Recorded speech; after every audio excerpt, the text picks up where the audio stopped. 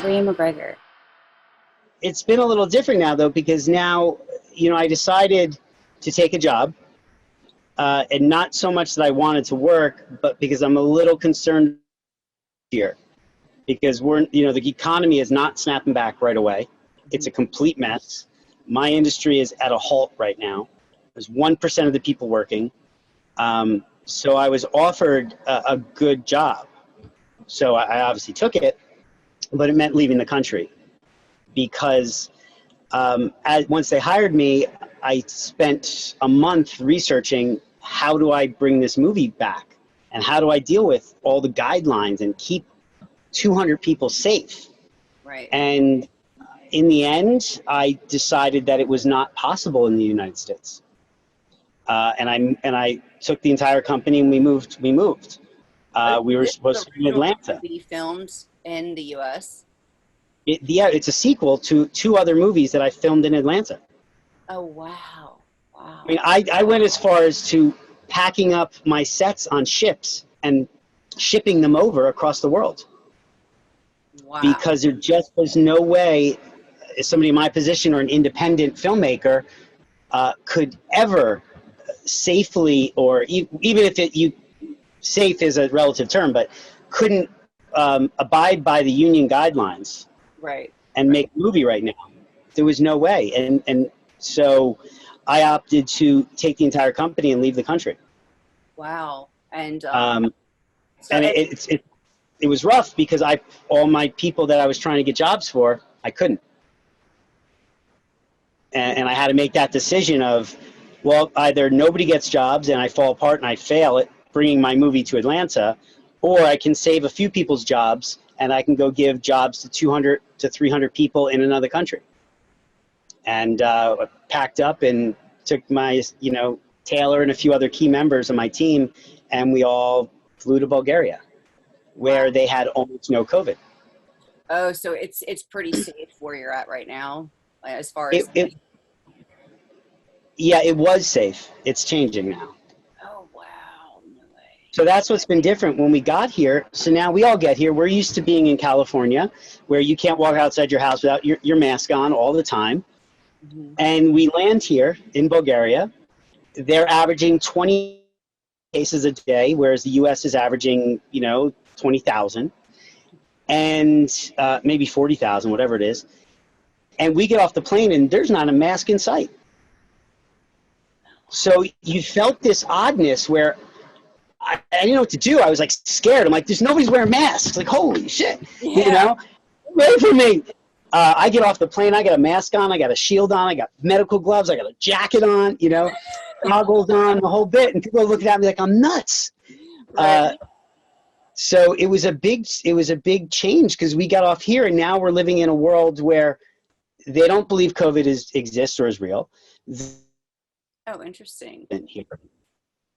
And now I'm trying to get my mindset in the fact that, I have to keep my people as safe as possible, make sure none of them get it. But yet the rest of the world around me is doing nothing about it. So all of the preparation is being done by us and nobody around us is helping, which is difficult. Yeah. Wow. Well, I mean, now that you're saying that there's this rise going on, do they still believe it's not real? Well, I think they believe obviously they know it's real, but they're not worried about it. Worried about it. What we do for COVID is, when I first got here, you get little nasal swabs. Mm-hmm. I got 9 a week. Ooh. Now I'm down to 6 a week. And every single person that works for me gets up the nose twice, down the throat, and we get that 3 times a week minimum to test hundreds of people every day and we're in pods. I carry around a little lanyard, which you can't see right here. I'm a green. If you're not a green, you're not allowed to talk to me. So everybody's color-coded. It's very segregated, which is also a little mentally strange because you feel rude about it. You feel awkward. Now there's these groups where it's like, oh, he's green. We can't even stand within 6 feet of him because I've put these rules in place to make sure certain people are minimizing their risk. No, I think that's And very smart to implement that. But I understand where you're saying that it feels so weird in the sense that all of a sudden it's this segregation, but you have no other choice, because then you'd be make those that are in green, you're potentially exposing them to the others that for whatever reason they're a different color. You know, it's just they have different jobs. They have to interact with more people. right, exactly. No, I think that you're doing everything that's necessary. It's just so awkward because this is not how we've had to live, you know. I mean, but you've got to take, I mean, especially when you were forced to make a really huge decision back home to say, hey, am I going to keep this here, or am I going to just stop production, or am I going to go across and figure out how to make this work safely? You've had to do what you had to do. So I think it's normal to feel like you're feeling like, God, this feels sort of rude, because I mean, who wouldn't, sort of thing. I mean, it's kind of like, this is odd. That's not how you are, but you're doing what you have to do to stay safe. I feel weird just wearing a damn mask. You know, I'm wearing a mask. I mean, there's people around me now not wearing one, and I'm wearing it, and I'm just like, like, I feel like they look at me like I'm crazy, but there's just some cities or counties in Florida that those restrictions have lifted, and Yeah. you know, Well, they still do what I need to do to protect myself, though, because I still don't know where other people have been. And now that I'm actually getting myself out of the house and working up the courage to, like, hey, I'm not gonna let this build up anymore. I have to take action. I'm wearing a mask. I don't care. And well, you know, I even had to institute the kind of the buddy system with us, because what I was finding was happening was early, and now the cases are massively on the rise here. But for the first 2 months I was here, there was nothing. But I found myself, even personally, walking around. I want to go to a restaurant to get a little food or something. I'm the only person in town wearing a mask. Thousands of people around me. Nobody's wearing a mask. People are staring at you, and you're sort of like, do I look weird? Is my hair really bad? You know, or whatever it is. Why are they all looking at me? And you realize you're the weirdo wearing the mask in a country where they don't wear them. But I started feeling weird about it, and I almost wanted to take it off because I was embarrassed. So I instituted a procedure where everybody has to go places with somebody, because when you're with a friend and they're wearing a mask, one, you sort of guilt each other into not taking it off, right. and no one wants to do it. And two, you feel cooler in a group when you're all doing the same thing. So you don't feel awkward. You don't feel out of sorts with it. So no one's allowed to walk around by themselves. And that's how I ensure that we're all following the rules when no one's around, when no one's looking. I love the pen. I don't know what that is, but I love it. It's very, yeah. That is so smart, Brian. Oh my God. I didn't think about that. The buddy system. Like, you're basically holding each other accountable. And like you said, it's like, it's the cool thing to do, to wear the mask and be the weirdos that walk around. And be the weirdo. Yeah. We're like, and I've done a similar thing on not as friendly basis of it, where people have sort of buddies at work, where I've gone through and I said, okay, you three people work over here. If you get sick, your two friends have to lose their job, unfortunately, because they're too close to you. So you can't just, if somebody gets sick, you can't just remove one person from the equation, because every single person they were in contact with is now at risk to spread it to somebody else. And so you have to have these pods that people work in, and they all need to know if one of their people goes down, they all are put in quarantine, and that's government regulations here. And do you feel that by keeping this, by following this, what you have in structure, what you have in place, do you believe that makes people more wary of what they do, more cautious, instead of like? I think so, because if the guys are going home and they don't wear masks in the country, and their buddies are going out to a bar, and they have to worry about maybe not just them getting sick, but now they potentially are going to make their friends lose their jobs. Makes them think, or have to go into quarantine. Like, I'm not going to fire somebody because their friend got sick, but they do have to go in quarantine for 2 weeks, which means they're out of the game for 2 weeks. So I hope that sort of makes them think about others. You know, a lot of us will care more about others than ourselves often. Not everybody, but sometimes. It's almost more embarrassing to have your friends upset at you than you upset with yourself sometimes. So it's sort of like when you get in trouble in school and the teacher says, all right, now everybody has to do homework. Oh yeah. There's a little peer No, maybe pressure aspect there. school really did get to you over the summer. It did, right? So we've had to institute little things like that. One, because legally in the country, there's a tracing aspect. If somebody gets sick, that if people within a certain time frame, vicinity, or whatever, they have to quarantine as well. Yeah, right. So Tracers or whatnot, they have. yeah. So we trace we have a bunch of COVID cases at my job, and we have to trace them back, see who it is, put people in. I have an entire team of people that all they do is calculate COVID risks. Wow. And I have doctors on staff and disease specialists on staff and everything else.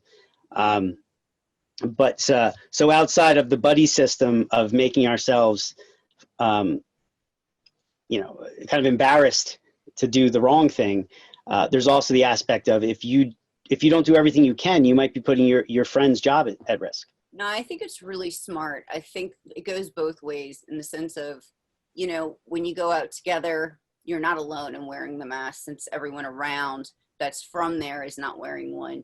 So you don't feel so awkward or as where like, oh, I just kind of want to feel normal, just pull it down a little bit. Having your friends there with you helps you to like, all right, I've got to I want to keep this on. And then also, hey, I don't want to risk my friends having to quarantine for 2 weeks. Like, is it really worth doing this, going out, or whatever it is that they might want to do? They're going to think twice about it. So I think it is really smart. Because it holds you accountable at the end of the day. And like you said, embarrassment or, and it's just the safety of everyone, because there are so many people working on this project. You can't afford to have people just going out and being reckless and not caring. So, And we do. And we try hard to let people, at least from it got more of a work conversation here, but I'm trying hard to get people to not be afraid to tell us that maybe they got themselves in a situation where they could have been around too many people. So I tried to tell everybody, listen, if you get in this spot, call me, tell me. We'll keep you away from people for a few days. We'll double test you, but don't risk somebody else's health because you're embarrassed to tell me you went into a store and all of a sudden you got stuck with 20 people around you coughing. Right. So we've been trying to create that atmosphere as well. On top of trying to get people to let us help them with their personal situations to make it safer for everybody. Because, it's going to happen. It's random. I've had like 8 or 9 people get it so far. And it's completely random when they got it. But if we can stop it from spreading to people, at work, that's the key, right? Like one example, for instance, one of the women is a single mom. So her kid has to stay home during the day, and she has her mother, or grandma, whatever, watching the kid. But the grandma has to go to the store to buy food, right? She's got to take public transport to get there. I can't sequester the mom in a hotel because she's got to go home and see her kid.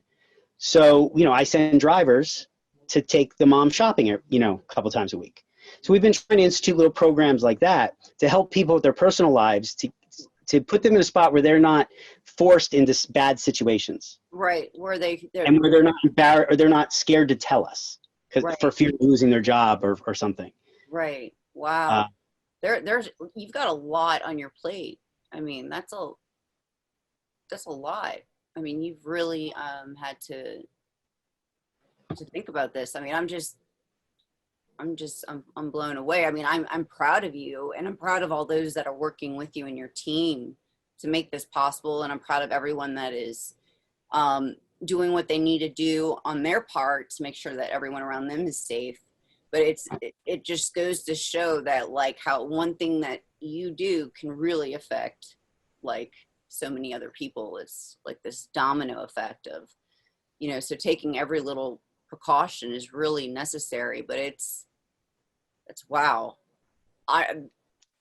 That's crazy. I mean, to me, I'm just like, wow, that's a lot to think about. I'm having a hard time taking care of myself right now. So to like hear you explain to me, what you have to do to make sure that people are safe, and also to make sure that they're comfortable to come and talk with you or whatnot.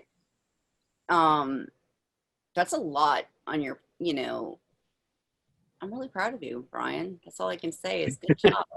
I mean, that's honestly, I mean, you know, you did your homework before going, so you know a lot about it, and just your way of handling it. And I admire that. I admire that. And I admire, you know, your work ethic, and you're just, this is first time. I mean, I gotta be honest. I'm really proud of you. This would give me anxiety, honestly. I know Well, that there's been rough. something. Huh? I'm sorry. Yeah, we get anxiety. It's rough, you know. Yeah, it is rough, but you're doing it. You know, I mean, you're sitting here calm, so I'm sure though it is, you know, for instance, having the different colors or whatnot helps a little bit, so that you're not like getting just a rush of everyone just at you or whatnot, and having your assistant or whatnot help you, because I didn't, I know that you're busy, but I didn't think of it at this level. Like I can't even fathom at what level you're at just to make this work. Yeah, think of everybody in business right now. So before you had to run your business, and whatever that business was, it doesn't matter, is a lot of work, right? Or it's not, but generally it's a lot of work to run a business. And now throw another level of complexity on it that's almost its own job, which is dealing with the health side of it, or the COVID side of it, which is a huge undertaking in itself. So now you, like, everybody out there has got their business to run. Now they got to figure out how to make their business run with all this other stuff. Right. And other stuff isn't just money, it could be somebody's life. You can't play games with it. You can't just say, I'll see what happens. You got to do everything you possibly can. Like, how are you able to continue to go on with producing the film and making sure everyone's okay? Like, how do you sleep at night, Brian? Like, how can you, like, how do you, it's hard. Who sleeps? It's actually funny because I actually wasn't sleeping much. I was only sleeping around 3 to 4 hours a day at the most. One of the other things I instituted, and they actually kind of pushed it more for myself than everybody else, but I do for everybody now, is I've had nutritionists come in, doctors come in, all these people come in and help us figure out ways to keep ourselves healthier, because the amount of stress is so much higher, and both physically and mentally. And if you're stressed, and whether it's physically or mentally, your immune system drops, and now you're more susceptible to COVID. So we've been doing a lot more with health than we used to. Mm-hmm. For me, as far as not going crazy and not getting too stressed, I think some of it is I put myself in a mindset of, well, it's not a choice. This is where I have to go. This is what has to get done. I'll worry about it later, but right now I have to do this. When I started getting a little overloaded with things, which I noticed happening after we had kind of our second COVID case, because then you've learned all this stuff. Now there's a real COVID case, and you get the call at 3 o'clock in the morning, and holy shit, what do you do? And who goes in quarantine? Do I shut down a $26 million film with no insurance? And how does all this work? And I got to call my boss and tell him we just lost $1 million today because of this. And I got to do this, that, and everything. And what I kind of realized after the first 2 cases was, yeah, we have all this knowledge and we can figure out what the best solution is. But the stress of trying to figure out when it happened was almost putting you over the edge. Because that's when you're angry and you're cranky and you're scared and everything comes up at once. So I sat down with my team and I said, okay, well, this isn't going to happen again. We're going to sit down for a couple of days and we're going to go over every possible scenario I can think of. And we're going to write out on paper what we're going to do every step of the way. So when this happens again, there's no question, just go to the paper. Now, we may have to alter what we do, but it takes all the stress of wondering, what do I do now? What's my next move out of it? I thought of the plan when I wasn't stressed. So you don't have to worry about making the mistakes of panic decisions. Yes. So now I have a plan. If this person gets sick, I have a flow chart that tells me exactly who's going in quarantine, who to check, what's going on the next day, and boom, boom, boom. And I have hundreds of those plans. Wow. And when it happens at 3 o'clock in the morning, it happens, I say, okay, pull out the book, who's going down, all right, implement it. And that's sort of a way I came about not worrying about making a bad decision on the time, stressing too much about, oh, what if it happens? What if it happens? What am I going to do? And I think to another extent, maybe not as detailed, you could sort of do that in your personal life as well, which you do in your head. What do I do if my mom gets it? What do I do? What's the plan? What do I do if I get it? What do I do if my friend gets it, or work goes away for the next year because there's no work, right? So I kind of ran a lot of these scenarios through my head already, jotted them down, and now I don't stress about it. I know what's going to happen. I may not like it, but that's what's going to happen, so I don't have to worry about what if.